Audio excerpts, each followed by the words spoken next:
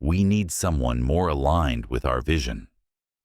Her words landed with the precision of a scalpel, not the blunt force of a hammer. Calm, practiced, like she'd rehearsed them in the mirror until they came out without a tremor. Across the table, the founder, my boss for the past 12 years, kept his eyes fixed on the notepad in front of him, pen turning slowly between his fingers. He didn't look at me. He didn't have to. I could read the truth in the set of his jaw. He'd surrendered before I walked in. The boardroom lights hummed overhead, bleaching the space into a kind of sterile brightness that made everyone's skin look a little too pale. She sat at the head of the table in his chair, legs crossed, one manicured hand resting on a folder with my name on it. Behind her, through the glass wall, I caught a flash of movement in the hallway. Her Pilates instructor, sipping something green through a straw, scrolling her phone like she already owned the place. "My name is Daniel Cross," I said finally, my voice even. 42. Senior Vice President of Business Development, Brighton Stratagem Group. It wasn't a defense. It wasn't a plea. Just a fact. 12 years of my life had been built in this building, behind that title. 12 years, landing every major contract that kept Brighton's lights on. I'd pulled in oil conglomerates, government infrastructure bids, global transport syndicates, names big enough to turn quarterly reports into champagne parties. I'd been here before the marble reception desk, before the skyline view, before we could afford bottled water in the break rooms. I'd worked through bankrupt clients, market collapses, and trade sanctions. I'd watched competitors fold while we grew.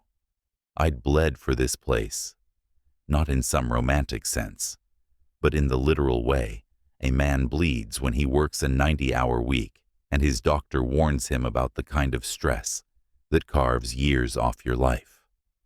None of that mattered now. She leaned back, smiling like she was closing a minor real estate deal instead of ending the career of the man who built her husband's empire. "You've done good work, Daniel," she said, "but the company's moving in a new direction. We need someone who's in tune with where we're headed." I almost laughed, not because it was funny, but because of how transparent it was. This wasn't about direction. It wasn't about vision. It was about control. Since she'd married into the company 3 years ago, she'd been replacing long-standing department heads with her own hand-picked loyalists. Some were competent, most weren't. All were hers. I glanced at the founder. He flinched and turned another page of his notepad, the pen spinning faster now. "I see," I said. My chair scraped lightly against the carpet as I stood. I didn't argue. I didn't ask for a reason. Men who beg for their positions don't get them back. They just get smaller in the eyes of the room. I walked out into the hall. The Pilates instructor looked up from her phone, her lips curving into a bright, oblivious smile. "Hi, I'm so excited to start. Where do we keep the vision board?" It was almost enough to make me stop walking. Almost. At my office, I pulled a cardboard file box from under the desk and started loading my personal effects.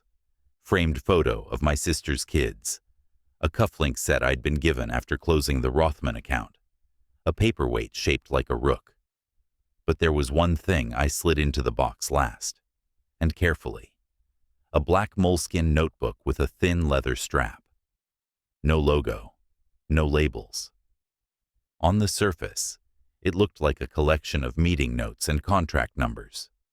In reality, it was 12 years of leverage. Names, dates, side conversations, things people said when they thought the room was friendly. I'd never intended to use it, but I'd also never intended to be here. I closed the box, lifted it with one hand, and took one last look around the office. The walls still held the faint outlines where awards had hung before the founder's wife ordered them taken down, to make space for vision art. The carpet had worn flat where my chair rolled back, forward, back again, thousands of times, chasing deals she'd never understand. Downstairs, the receptionist gave me a look that was half sympathy, half calculation, like she was deciding whether my name would still carry weight in a month. I didn't slow down. Out on the street, the late afternoon air smelled faintly of rain and exhaust. I set the box in the back seat of my car, slid behind the wheel, and started the engine. I didn't go home. Instead, I drove to a corner coffee shop where the booths were deep enough to disappear into. I ordered black coffee, opened the moleskin, and began flipping through pages. Contracts in shorthand, off-the-record remarks, side payments disguised as consulting fees. Patterns emerged as I turned page after page, my pen tracing connections in the margins. Halfway through, I stopped. My eyes locked on an entry dated 9 years ago. A name, an address, a note in my own handwriting. Owes me one. Big. I hadn't thought about him in years. The corner of my mouth pulled into the first smile I'd felt since walking into that boardroom. I took out my phone, scrolled through contacts until I found his number buried in an old unmarked list, and tapped it. When he answered, I didn't waste time. "It's Cross. We need to talk." It was 2:14 a.m., the kind of hour when even the city's noise decides to take a breath. My car idled in the far corner of a strip mall parking lot, the sodium lamps overhead buzzing faintly. The windshield was fogged at the edges from my own breath, and the only sound besides the engine was the faint click of my thumb against the side of the phone as I waited for him to answer. When he did, it was with the same low, unhurried voice I remembered. "Cross," he said. "Haven't heard that name in a while." "Was hoping you hadn't forgotten it," I replied. "I need a favor." He didn't ask how I got his number. Men like us didn't lose numbers. We just buried them until the ground shifted. I gave him the short version, 12 years at Brighton Stratagem, every major deal with my signature on it, cut loose by the founder's wife under the banner of Vision. I told him about the Pilates instructor warming my seat before it had cooled, and about the contracts she'd been sliding across the table to the wrong kind of people. Not all of them dirty. Not yet. But enough that I smelled rot under the varnish. He listened without interrupting, and I could picture him in some dim apartment, leaning back in a chair that creaked under his weight, cigarette burning down between 2 fingers. He was a corporate fixer now, the kind companies whispered about when they needed hostile takeovers softened or liabilities made to vanish. "What do you have?" he asked. "Everything," I said. And I meant it. I'd spent over a decade pretending to be nothing more than a salesman with a knack for contracts. But old instincts don't die. They calcify. Back before Brighton, I'd done corporate counterintelligence, rooting out fraud and espionage inside Fortune 500s. That job taught me that the truth is worthless unless you can prove it 6 different ways. So I kept notes. Digital files, hard copies, covert recordings, redundant and encrypted. Every account discrepancy, every whispered side deal, every falsified invoice that crossed my desk went into a system I'd built for myself. I told him about the offshore cloud mirrors, the dead-drop flash drives hidden in safety deposit boxes across 3 states, and the auto-triggered data packets that would go live if I didn't log in every 10 days. I wasn't paranoid. I was prepared. For a moment, all I heard was the faint hum of the line. Then he chuckled. "Sounds like you've been waiting for something like this." "Not waiting," I said, "but I'm not surprised." The truth was, I'd been detached when I walked out of that boardroom, detached when I loaded my box into the car. But then, I'd replayed her words in my head. We need someone more aligned with our vision. And I remembered the way she'd smiled. It wasn't gratitude for 12 years of work. It was amusement, dismissal. That's when the detachment cracked. That's when it got personal. "What's your play?" he asked. "Find out what she's into and who's helping her," I said. "Start with the Pilates instructor." There was a short laugh on the other end. "That's a first." "Just do it. My gut says she's more than decoration." He didn't argue. We spoke for another 2 minutes, just enough to arrange the transfer of some preliminary files through one of his encrypted channels. Then the line went dead. I sat there in the dark, the hum of the engine loud in the stillness, wondering how fast he could turn something up. It didn't take long. At 5:07 a.m., my phone buzzed with a secure ping. I thumbed it open, and there it was. 3 pages of background on the Pilates instructor, whose real name was not the one on her business card. No verifiable work history, beyond a 6-month stint at a boutique wellness consultancy that no longer existed. 2 LLC registrations in her name, both dissolved, one of which had been linked through a financial trail to a shell company flagged for laundering money through high-end real estate purchases. The kind of entity that exists just long enough to wash the right amount of cash before disappearing. There was a small note at the bottom, in his shorthand. Connected to more than just yoga mats. I stared at the screen for a long moment, the glow casting the inside of the car in pale blue. The pieces hadn't fallen into place yet, but they were sliding toward each other. She'd replaced me with someone she could control, someone already tied into channels she trusted. This wasn't a vanity hire. It was infrastructure. Another message came through before I could close the file. Just an address and 6 words. "You'll want to see this for yourself." I sat back in the seat, the hum of the parking lot lights suddenly louder in my ears. My thumb hovered over the ignition. Whatever was waiting at that address, I knew one thing. It wasn't going to look anything like a vision board. The address my contact sent led me to an upscale condo complex on the east side, the kind where the security desk is manned by someone in a tailored suit, and the landscaping is so precise, it feels like every blade of grass has been signed off by a board. I parked 2 streets over, then walked the rest of the way, keeping to the shadows, until I found a spot with a clean line of sight to the building's private garage entrance. From there, I settled behind the wheel of a borrowed sedan with tinted windows and reached for the long lens in the passenger seat. At 9:42 p.m., a black town car pulled into the driveway, its headlights dimmed before it hit the ramp. 2 men got out. Dark suits, no ties, hair cropped short.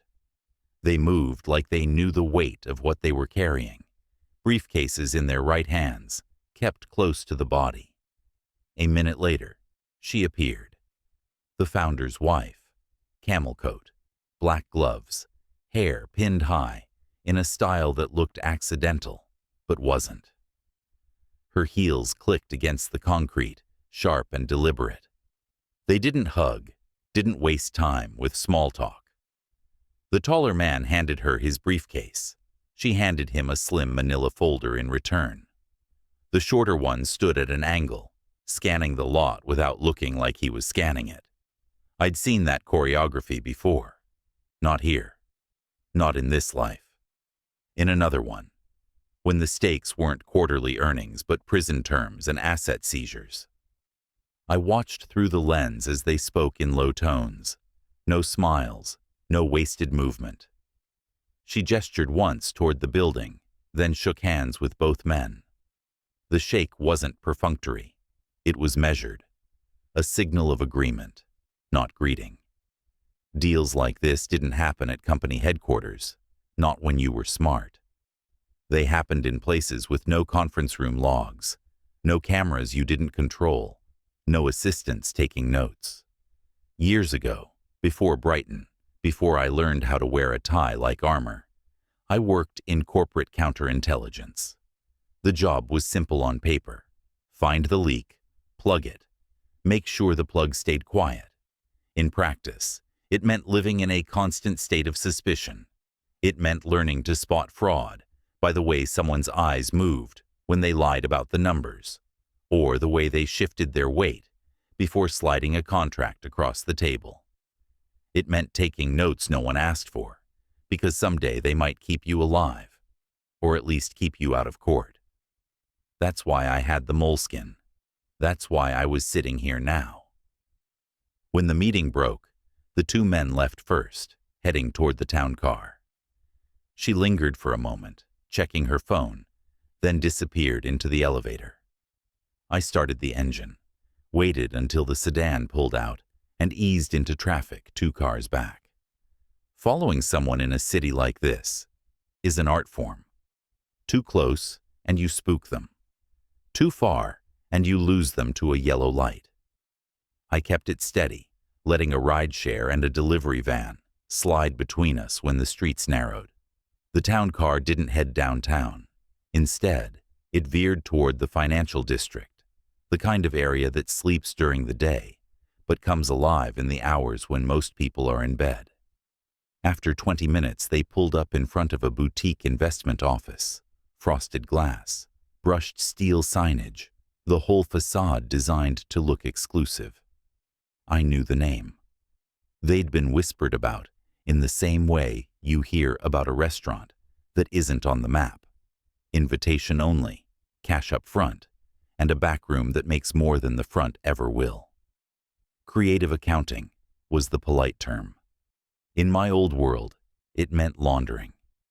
I drove past, turned the corner, and parked in a loading zone. From the trunk, I grabbed a gym bag, swapped plates on the sedan, and slid into a different driver's seat. Switching cars mid-follow isn't always necessary, but these guys had the eyes of men who notice things. From across the street, I used a burner phone to take a series of quick, angled shots of the entrance. The resolution wasn't perfect, but it didn't have to be. I encrypted the files and sent them to a secure offshore server, tagging them with a date, time, and GPS pin. Redundancy was habit now. If someone came looking for me, I wanted this trail alive in 6 different places before I went dark. 15 minutes later, the suits emerged again, this time without the briefcases. Their faces were relaxed, their pace slower. Business concluded. I let them drive off without following. The point wasn't to know where they slept. It was to know where they worked. As I sat there, watching the empty doorway, the realization settled in with a weight I could feel in my chest. She hadn't just fired me. She was clearing the decks, removing anyone who could recognize what she was building. This wasn't petty politics. It was preparation.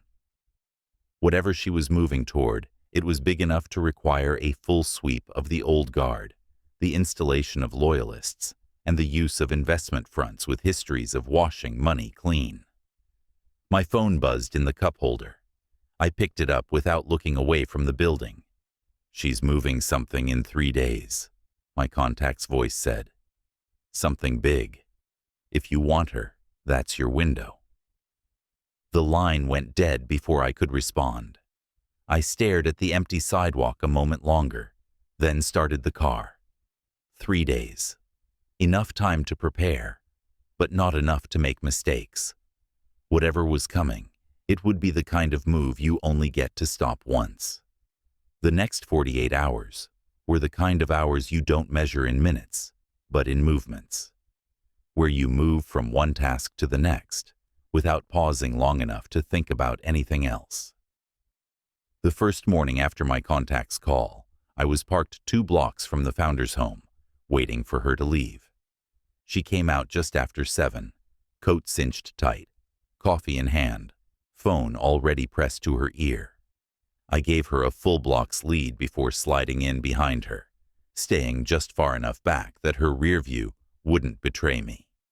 When she stopped at a cafe, I pulled up alongside the curb half a block down, stepped out like I was checking a parking meter, and slipped the GPS tracker under the rear bumper with one smooth motion. It clicked into place against the metal, its magnet strong enough to keep it there for months, if needed. She never looked up from her call. The next stop was the Pilates studio. The instructor had a routine, taught the 8 a.m. class, left the studio for a smoothie, came back for the 10:30. While she was out, I was in.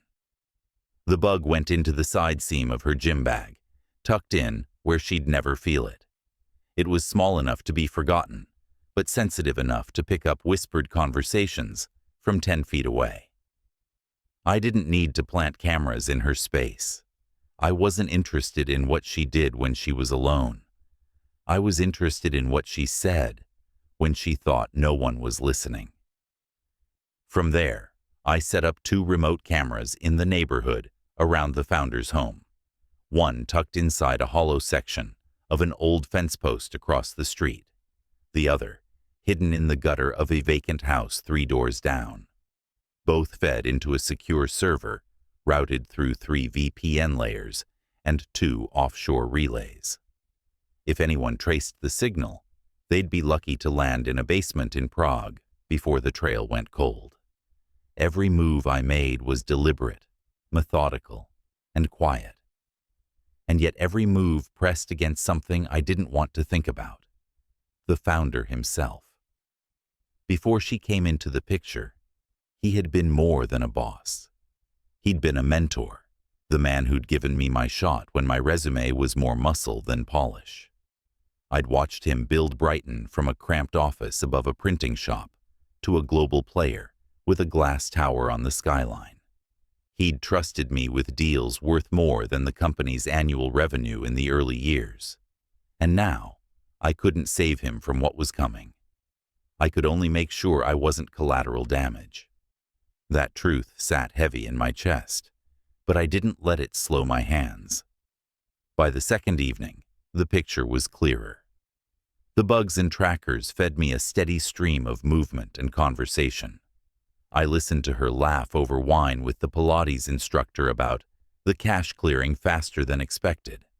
I caught fragments about splitting it 3 ways and moving the last batch offshore.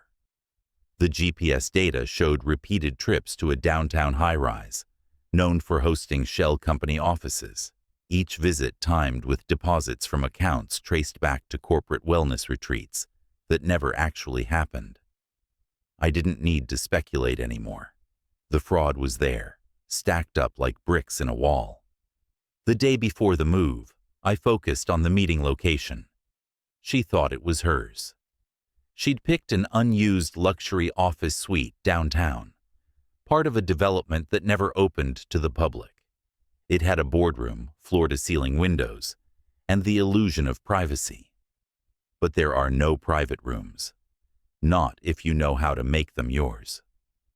I arrived before dawn, carrying a maintenance clipboard and wearing a contractor's badge from a company that technically didn't exist. Security glanced at me once and looked away. Inside, I worked fast. A pencil-sized mic went under the boardroom table, its pickup radius wide enough to catch every word. Another went inside the vent above the door, shielded to muffle any echo. Both fed into a direct line that bypassed any local networks and funneled into my secure server. I tested the feed twice, both audio channels coming through clear. Then I left, locking the door behind me and wiping every surface I'd touched. That night, I sat in my apartment with the lights off, the glow of my monitors, the only illumination. Files scrolled across the screens, bank records, shell company registrations, false invoices dressed up as travel expenses. It was more than enough to hand over to the right people, to burn her and everyone tied to her. But the longer I looked at it, the more I realized this wasn't about justice. It never had been. Justice was clean. This was personal, and personal was always messy. At 10:02 p.m., the feed from the boardroom came to life. The first voice was hers, low and confident. "He's gone," she said, and there was a pause as someone laughed softly in response. Then she continued, her tone sharp. "And by tomorrow night, so is the rest of the dead weight." I leaned back in my chair, the sound still ringing in my ears. The countdown had started. The building was quiet enough that I could hear my own pulse. I'd been in place for 40 minutes, tucked into a narrow service corridor that ran behind the unused luxury suite. The air smelled faintly of dust and stale carpet glue, the kind of space no one bothered to maintain because no one ever saw it. From here, I had a direct feed into the boardroom through the mics I'd planted, and the sound in my earpiece was sharp enough to catch the scrape of chairs against the floor. She was already there, her voice warm and animated as she ran through the final steps of the transfer. The plan was clean. Millions siphoned from a cluster of corporate accounts into a ghost account in the Caymans, funneled through 3 shell companies before disappearing into real estate holdings. She spoke like she'd rehearsed it 100 times, like she'd been waiting for the right moment to make the final move. And then she laughed. It was the same laugh she'd given me in the boardroom, the day she told me I wasn't aligned with their vision. That same upward lilt at the end, the one that carried more satisfaction than humor. Hearing it now, threaded through a discussion about laundering money and eliminating dead weight, made something in me lock into place. I checked my watch. The fixers' team was already in position, 2 on the service elevator, 1 in the stairwell, another watching the main lobby from across the street. I gave the signal with a double tap on the mic cord, then opened the secure app on my phone. One touch triggered the auto-send protocol, uploading everything I'd gathered. The live audio feed, months of financial records, shell company documentation, and a full dossier of names, straight to multiple federal agencies and half a dozen investigative journalists who owed me favors they couldn't repay. There would be no stopping it now. While the files moved, I sent the second signal. The exits locked almost instantly. The kind of lock you don't open without cutting power to the whole block. I stepped out from the corridor into the boardroom doorway. The shift in the room was instant. The voices cut off, chairs stilled. She was at the far end of the table, mid-sentence, and froze when she saw me. The look on her face passed through 3 stages in seconds. First confusion, then recognition, and finally a kind of cold rage that almost made me smile. I didn't speak. I didn't have to. I walked the length of the table, my footsteps loud in the sudden silence, and set the black moleskin down in front of her. Her eyes dropped to it, and I saw the flicker of doubt, like she already knew exactly what was inside. She reached for it, but I kept my hand on the cover until I'd said everything I needed to without opening my mouth. Then I let it go. She flipped it open and saw herself there, in neat handwriting. Dates, figures, notes from conversations she thought had evaporated into the air. Every contract she'd buried, every fake invoice she'd signed, every transfer to an offshore account. Pages of proof that would hold up in any courtroom, corporate or criminal. Her jaw tightened. "You think this will—" she started, but the sound of sirens cut her off. They were close.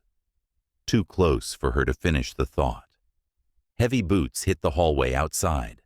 The fixers' men came in first, black windbreakers over street clothes, moving with the kind of efficiency you only learn in jobs that require controlled force. She stood, knocking the chair back, and spat my name, like it tasted bad in her mouth. They flanked her, 1 on each arm, guiding her toward the door without giving her a chance to reach for her phone. In the doorway, I caught sight of the founder. He looked older than I remembered, pale and smaller somehow, like the air had gone out of him. His eyes went from her to me and back again, but he didn't say a word. In that moment, I knew he understood exactly what she'd done, and that it was far too late to undo it. I didn't wait for the rest. I stepped aside as they moved her out, the sirens still bleeding into the air. The building was no longer quiet. It was alive with the noise of consequence. Outside, the cold hit me like a wall, sharp enough to clear away whatever was left of the adrenaline. I walked without looking back, my hands in my pockets, the sound of her voice already fading into the traffic. By the time they cuffed her, I was 3 blocks away. An hour later, I was home. The apartment was dark, just the way I'd left it. I sat at the desk, powered up the secure drive, and began deleting every backup, every file, every trace of what I'd collected. When the last one was gone, I poured a drink and let the glass rest against my lip for a moment before taking a slow swallow. 3 days ago, she told me I wasn't aligned with her vision. I set the glass down, leaned back in the chair, and said to no one. 3 days later, the vision finally came into focus.